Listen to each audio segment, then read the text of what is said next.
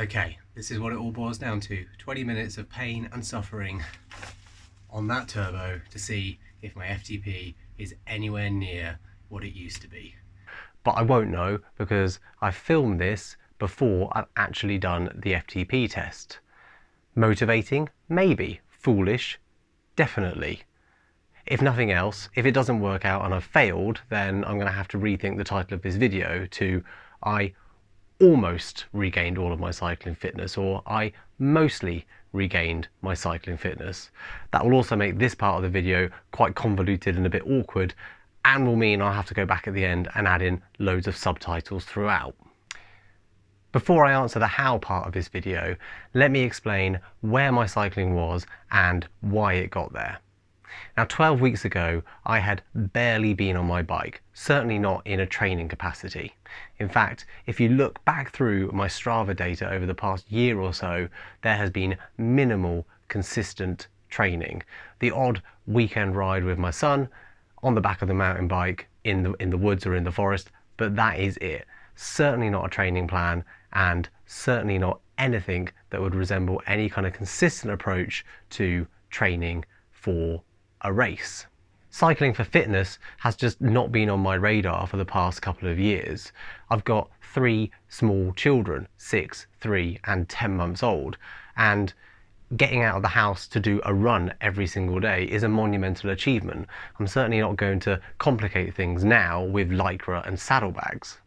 Despite missing doing regular century rides, knocking out 270 watts plus on FTP tests and during races on Zwift, when my little ones came along, something had to give, and cycling was the one thing that I just wasn't able to sustain in my lifestyle anymore. As a result, I started August of this year, 2023, with next to nothing in the way of cycling fitness. And I was staring at 3 weeks in the glorious Spanish mountains. This would be the perfect opportunity to kickstart my cycling fitness and hopefully get me back on track. So how then, when starting from pretty much zero, did I manage to get myself back to full cycling fitness in just 12 weeks? Well, I followed an intense, specific, precise, data-driven plan.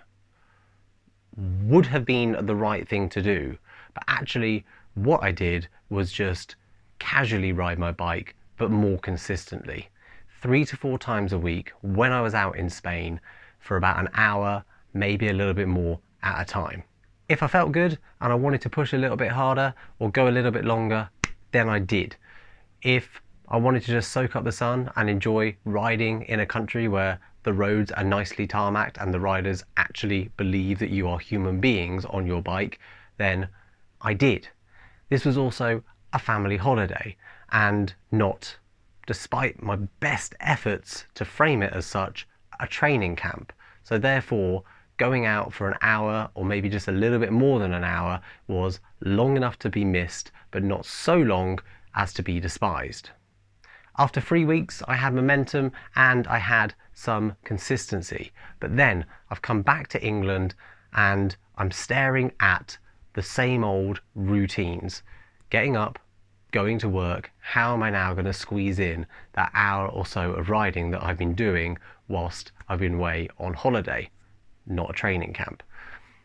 So I decided to make the decision to actually bring my commute to my training, or take my training into my commute. And I set up my mountain bike so that I was able to ride to and from work most days throughout the week.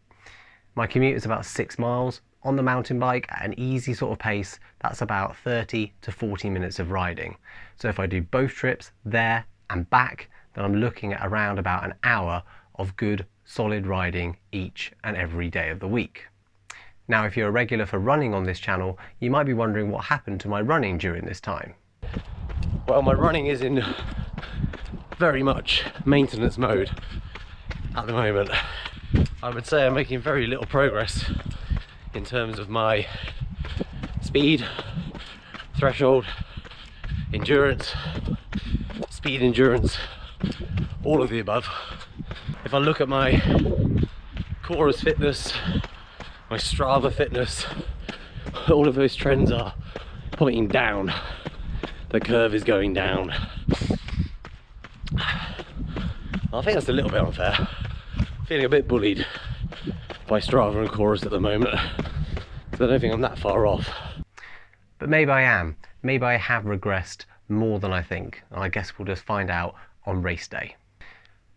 So back to the bike. Alongside the commuting, I knew that I needed to add a little bit more structure and a bit more intensity into my training week. So that's where the turbo came in.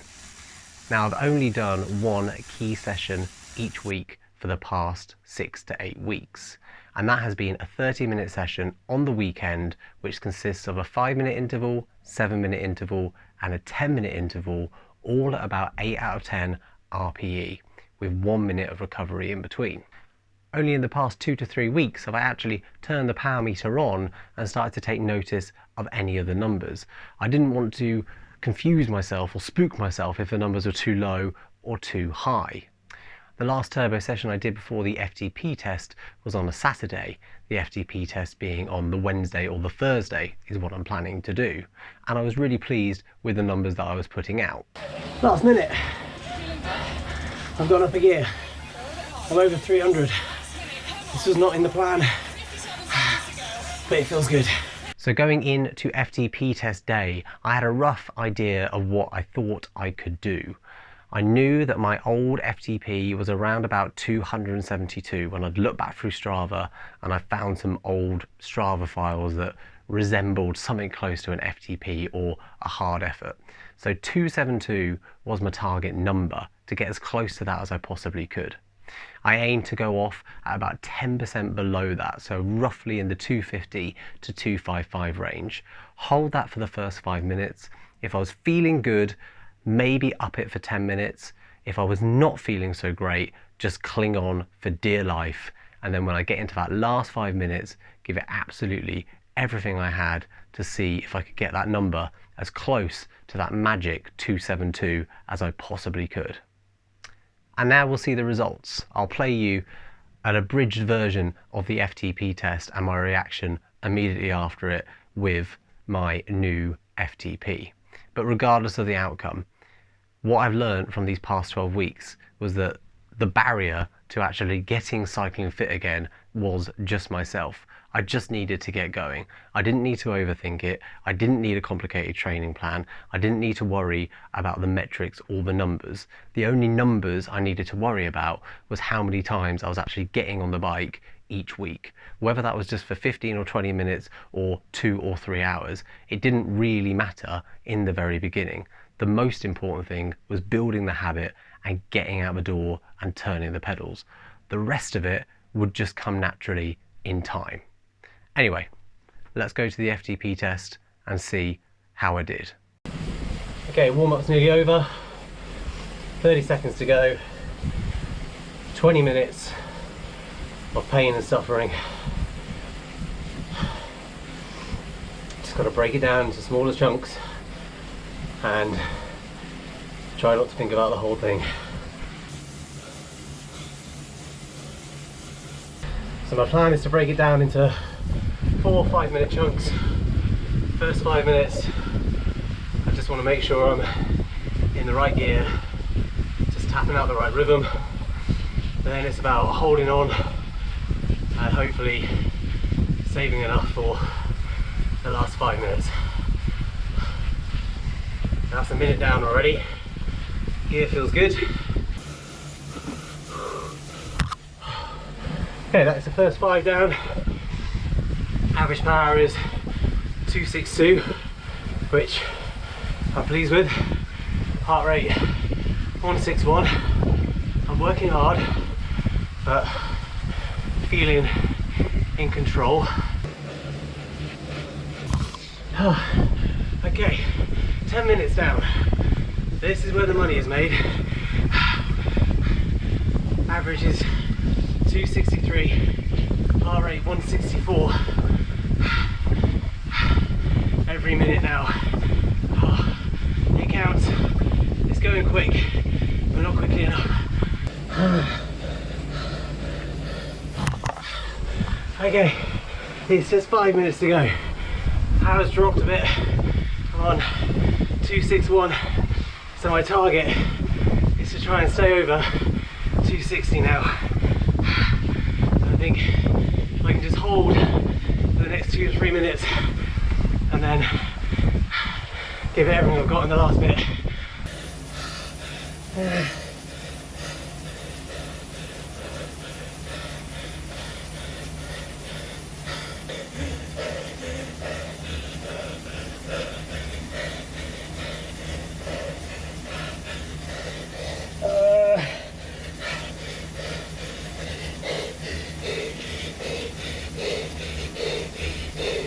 Ten, 3, 2, 1. Ah. Ah. Ah.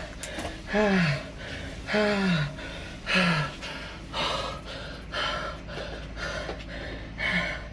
Ah.